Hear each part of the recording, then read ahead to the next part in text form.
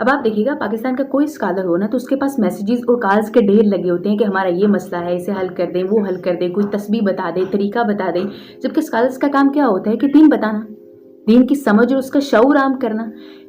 لیکن اب اسکالرز دیکھیں، دوسرے افراد دیکھیں تو وہ ہزاروں اور لاکھوں روپے چارج کرتے ہیں کال سیشن پہ آپ کی پریشانی سننے کے لیے، کوئی تسلی دینے کے لیے. آئی ڈیڈنٹ سی کہ ایسے سب کرتے ہیں، مگر اکثریت آج کل یہی کر رہی ہے. جس انسان کو تھوڑے سے اس کے پاس فالوورز ہو رہے ہیں تو وہ نئے نئے طریقے سے آپ کی مشکلیں حل کرنے کی ترکیبیں بتاتا ہے، پیسے لیتا ہے. اور یو نو وٹ، اتنے سارے لوگ کون ہیں؟